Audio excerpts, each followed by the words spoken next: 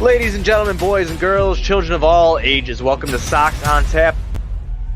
Tony, my first reaction is just fuck yes, let's go. Sox versus the Twins. That's where it all starts. Because it all starts taking care of business in-house in the Central Division. That's right, I'm a meatball. You got to bring that top button swag, baby. It is always great to beat the Cubs. And I'm a homer, so I always say they're gonna. Dallas Keuchel Lansing got some beards that you should be afraid of. What everybody said when he gets out there, it's me versus the other guy, and I'm going to beat him. So I just love that mentality. It's cool and fucking tough. Steve, would you say that Tony is mad online? I would definitely say that. The White Sox winner.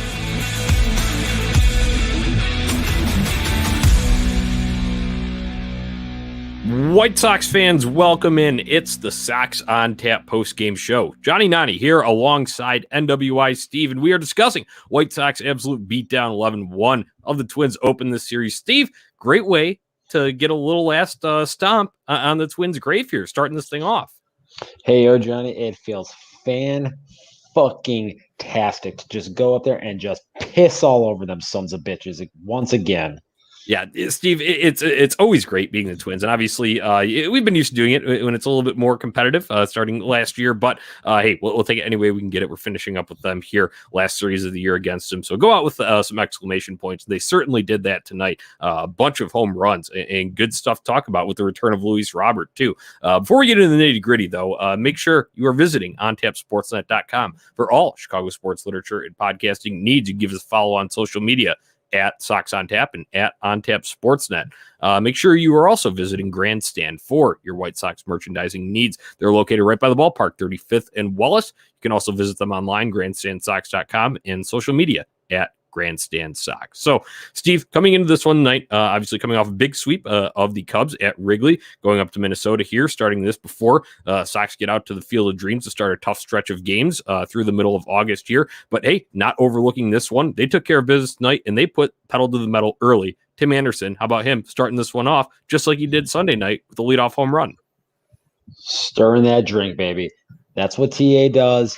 The fact of the matter is that they talked about this on the broadcast last night, that he thinks he found something in his swing working in the cage before the game yesterday. And if that is true, and if Timmy is starting to elevate the ball again and starting to create some more power at the top part of this lineup here, and you add the big boy in the middle part of this order here, all of a sudden now the complexion of this team changes dramatically. And it's amazing how that happens here. You add that one big bat there right in the middle, and we're seeing it already. This team looks totally different already. And 2 days in a row, going out there, stepping on throats right away in the first inning. That's what you want to do. You're going up against these little weak sisters. Go out there, punch them right in the mouth, right from Jump Street, and say, we're going to kick your ass from start to finish here for 9 innings, and there ain't a fucking thing you can do about it. And it was beautiful. It wouldn't stop just there in the first inning with Tim Anderson because Hernandez walked, Brady struck out, but then Eloy comes up to the plate, jacks his first of the night, 2-run shot, absolute bomb out to center, Steve.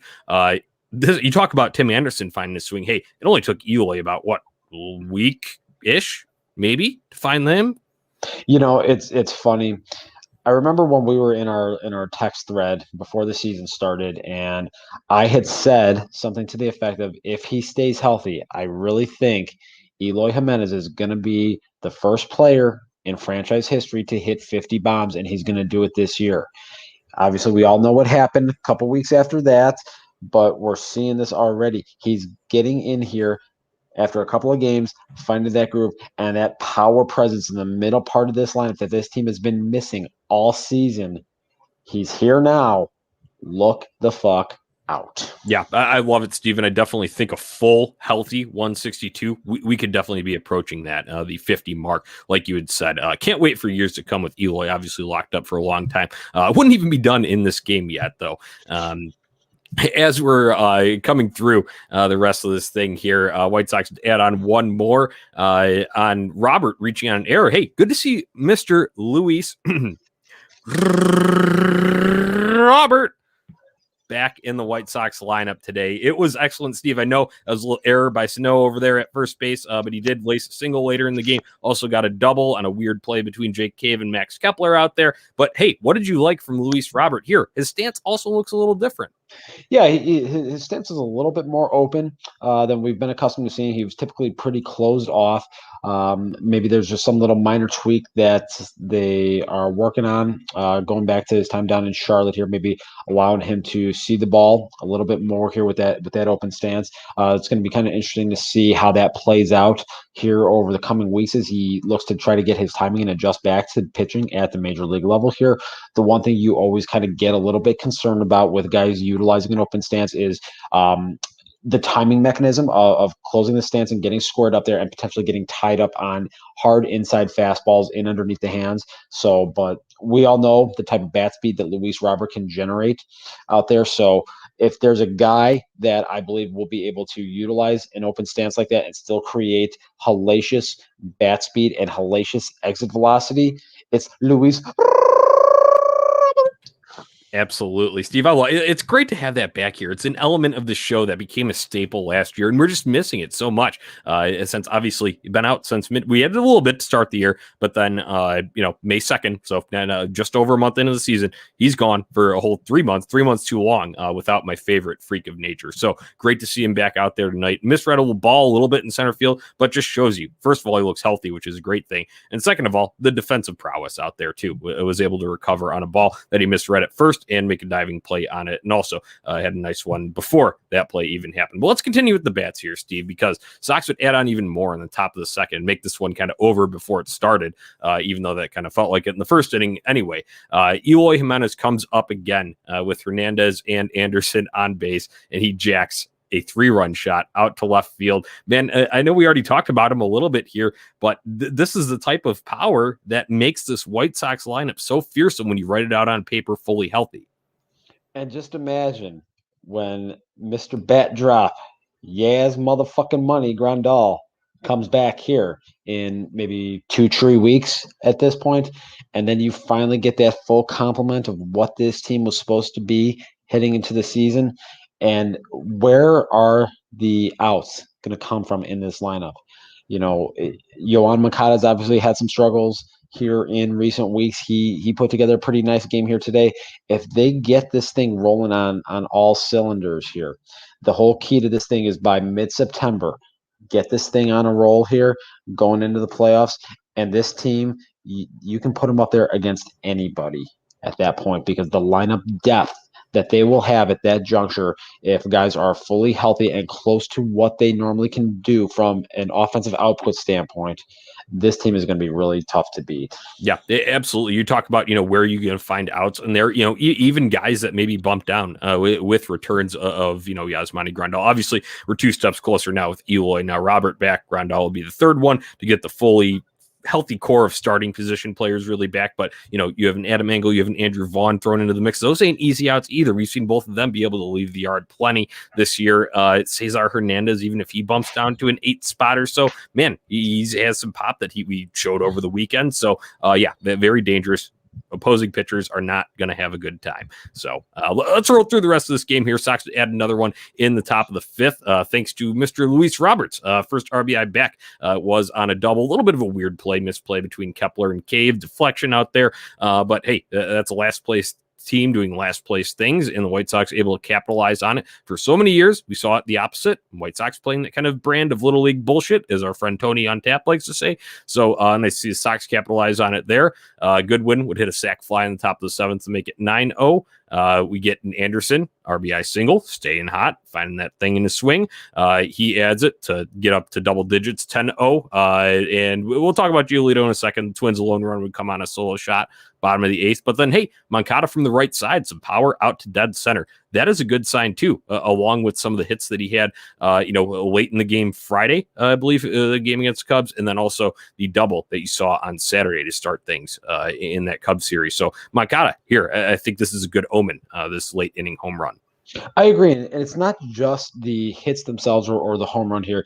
Even in the last 2 to 3 days, the outs that he's making, they're starting to be a little bit louder, starting to square the ball up a little bit more. We've seen him take a couple of walks here in recent days, and that was something that during that cold stretch that he was on for about 2.5 weeks there, we really weren't seeing out of him. He had I think it was maybe a 28-3 strikeout to walk ratio during that cold stretch right there. So if he's starting to reestablish that plate discipline there and now starting to create loud contact, again, this is just another vital piece of this lineup. And Steve Stone talked about this here. If you get that guy going, and I feel like we say this about a number of guys here. You get that guy going, and this lineup just becomes that much more dangerous, and this team becomes that much more complete. And it's really going to be a lot of fun down the stretch here, I think. Yeah, absolutely. One last thought here on Moncada is that, yes, sure, he was in a cold streak over the past couple of weeks, kind of before this weekend. I think that's when it really started to warm up, and you're talking about, the louder outs even that we're getting from him, and that's all great, and that's indicative of him hitting the ball harder, exit velocities, getting it up in the air. Obviously, you saw the double on Saturday afternoon, home run today. Obviously, I'd be up in the air. Hit off that batter's eye in center field. But the value that he can add, even when he is in a cold streak like that, I know a lot of it can come from defense too, with him just playing a solid third base all around out there and base running if he does get on via the walk or whatever it may be. But man, it just speaks volumes to how important he is to this team. And then if he's performing, firing on all cylinders, man, look the fuck out is all I have to say. So wait, Johnny, if I'm hearing you correctly, you don't think he should be sent down to Charlotte? Yeah, no. I know it was a little bit of a contentious thing to say in that 2 maybe week and a half period there, but yeah, I'm sticking with him, my guy. For better or for worse.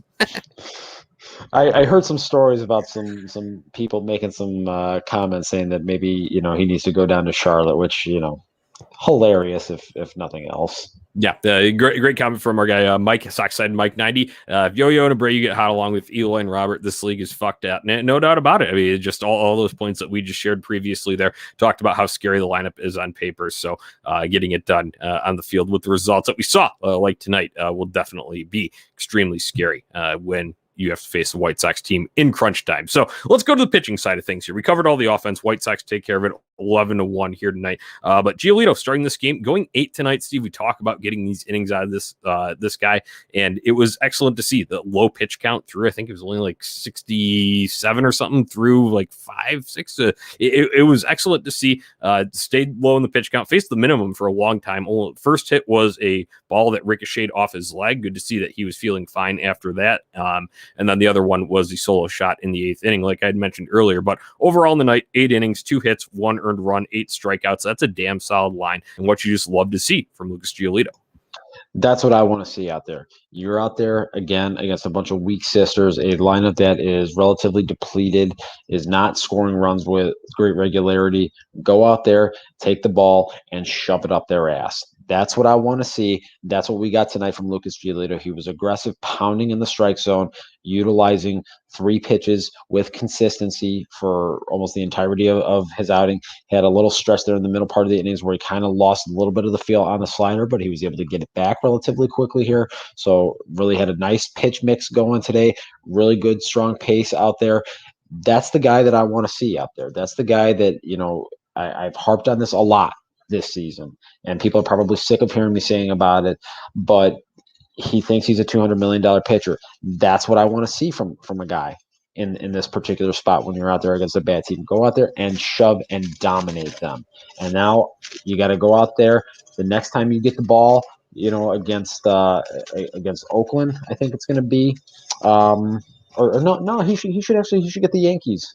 On Sunday. So, yep. I want to see this type of mentality and this type of mindset continue the next time he takes that mound against a better, more capable lineup and a playoff caliber team.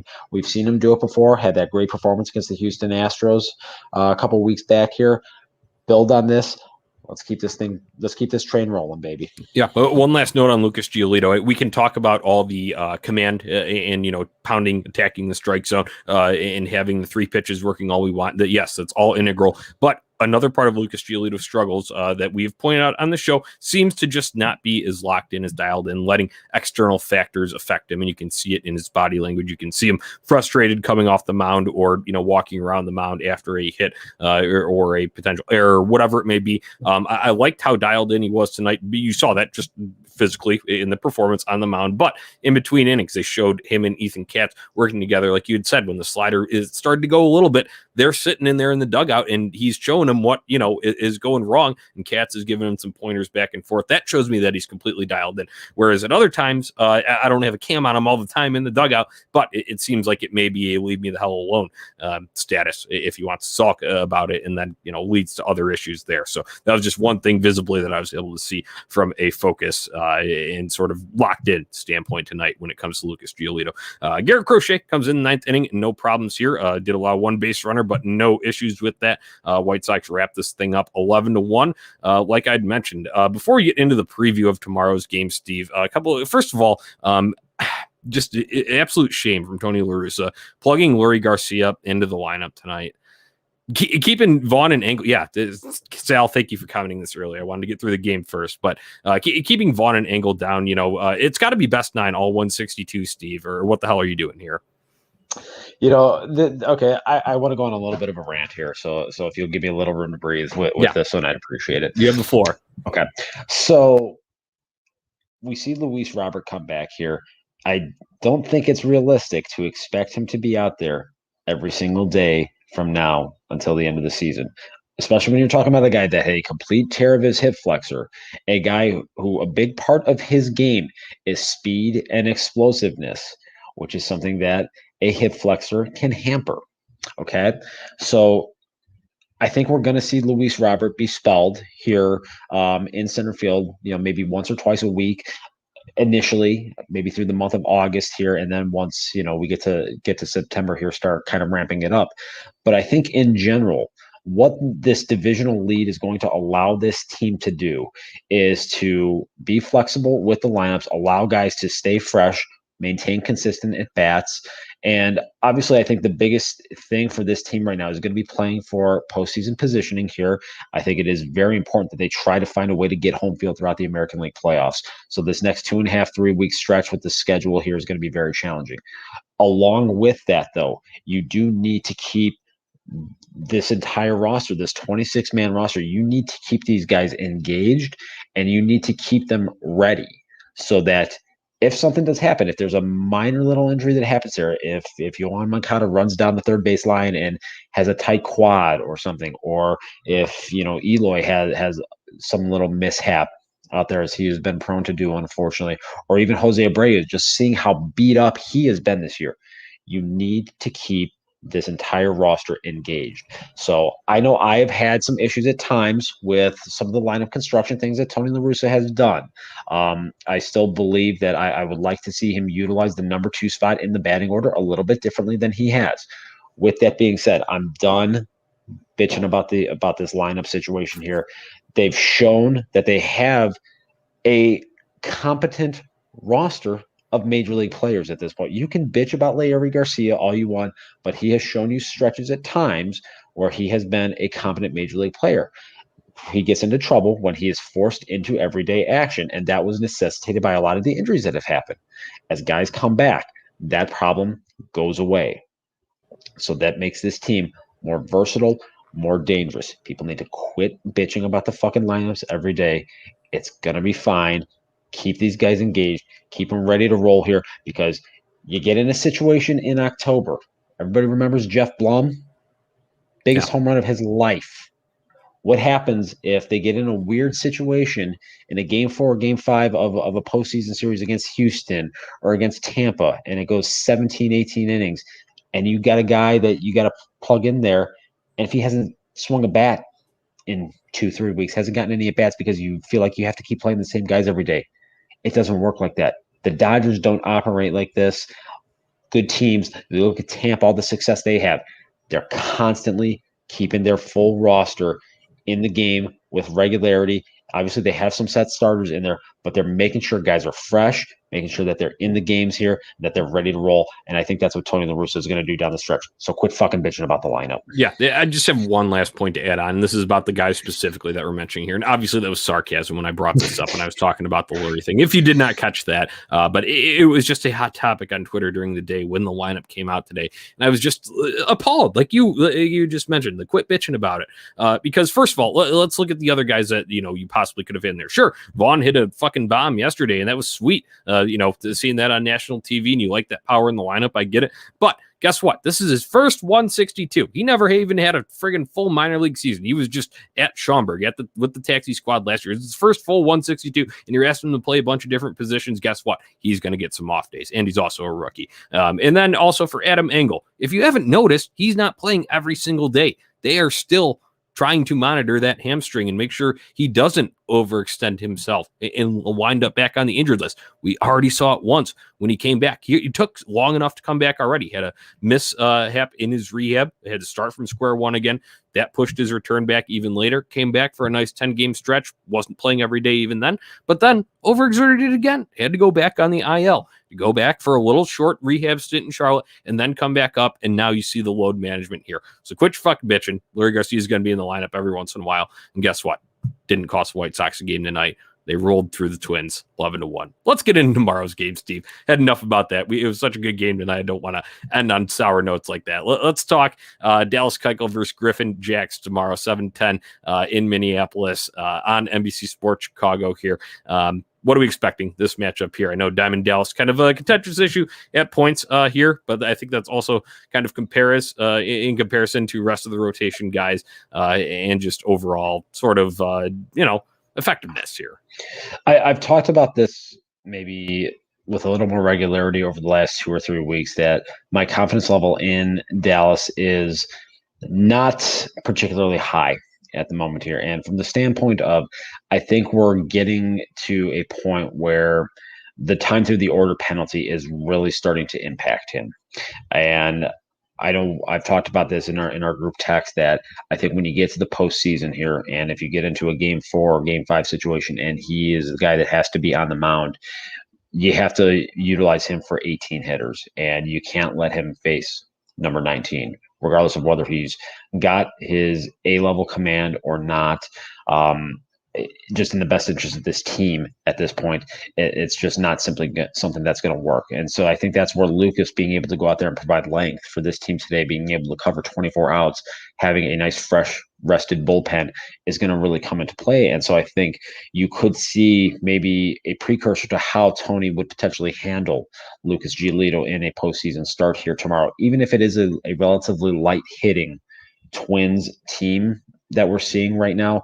I still think they should start approaching this and having the mindset of this is the formula we're going to have to implement here to win a pivotal game in October against a better team. So I want to see Dallas go out there, hit the strike zone, use that cutter effectively. He really hasn't had very good command of that, I would say, his last 2 or 3 outings.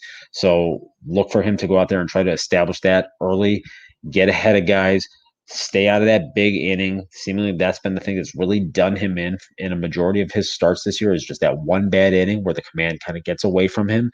Next thing you know, there's 3 or 4 runs on the board. Don't do that, and this team should be okay, because I think the bats are alive and well. Yeah, you're right. You got the bat factor in there too. And then also a nice thing with, like you had mentioned, a great point about Giolito taking up 24 outs tonight, only using Crochet for 1 to close this thing out. Basically all hands on deck tomorrow, bullpen-wise. You have your full array of options because even Sunday was nicely spaced out. I know Ray Lowe went 2 there, so I probably wouldn't expect him to be super extended tomorrow. But hey, even if you needed him, though, I'm sure you could go to him. And then, like I said, everyone else on top of that, basically rested, ready to go here. So it will be interesting. I would imagine Luis Robert plays again here. And then maybe if he gets an off day in the series, maybe that being Wednesday, and then you have him come back for the big stage on the Field of Dreams Thursday night. So that's just kind of my thoughts. You think he'll be in again tomorrow? I think that's probably a pretty good plan that you just laid out there, Johnny. I think that would definitely make sense, especially when you consider the fact that they've got that built-in off day on Friday after playing the Field of Dreams game in Iowa here this coming Thursday. So, that would give him 2 days of rest and kind of allow him to get his body a little more acclimated here to the major league travel schedule here, and just the grind and the heightened intensity level of playing versus playing in Charlotte. So I wouldn't be surprised, like you said, to maybe see Adam Engel out there in center field on Wednesday. Yeah, no, for sure. I just want to bring that up. But hey, it was great to see Mr. Luis Robert back in action, man. I can't wait until he leaves the yard too. Because if I remember correctly, it was only one long ball for him before he went on the shelf. Granted, it was only about a month of play, but I feel like hitting's a little contagious here. And I see the other boys getting it going, especially guys he's close with the Eloy, big boppers in the lineup there. Yohan Moncada, fellow Cuban there, going yards. So I think he'll want to get it on the party at some point too. Wouldn't be shocked with this new approach if it takes him, not too long to get that done. So final thoughts from this one, Steve, and then we'll wrap it up. Everything about it was great. I loved every minute of it. The Twins' pain brings me pleasure. No, I agree 100%, man. It is so nice to piss on their graves, really, and that's what it is. And the thing is, people talk about not overlooking this. You still got you got to play these games, whatever, play them out, whatever. I'm already looking ahead to the next stretch of games here because even if you drop these next two, I mean, what the hell is it? It doesn't matter in the grand scheme of things, really. I would imagine, and you know what? I don't think they're going to drop the next two. I would imagine 2 of 3 or a sweep at minimum. So that's what I think we can look forward to, and I expect another White Sox win tonight. Tomorrow night, that being Tuesday. So thank you everyone for tuning in and commenting here on the live stream. We always appreciate it. Please join us for all of these streams. Share your thoughts and we'll be happy to read them out here on the show as well. Make sure you're visiting ontapsportsnet.com for all Chicago sports literature and podcasting needs. Give us a follow on social media at Sox on Tap, at OnTap Sportsnet.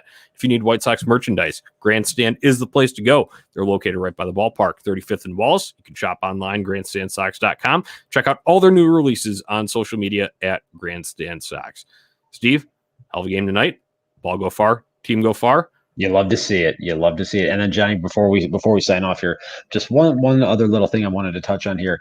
Make sure that people are definitely going to ontapsportsnet.com later on this week, following along with the social media accounts. I think there's some social media website. I don't know. It starts with a T. Mm-hmm. I think. Just maybe you want to pay a little closer attention to it later in the week. There may be some special content coming your way. Googly eye emoji. Yeah, no, we did talk about this a little bit over the weekend, not on the air, but you and I did along with Tony. So just keep an eye on it. Keep an eye at Sox on Tap, at OnTap Sportsnet, and ontapsportsnet.com. Good plug there, Steve. So that's all I've got. Ball went far tonight. That's the title of this episode. I think it's very fitting. White Sox forever. White Sox for life.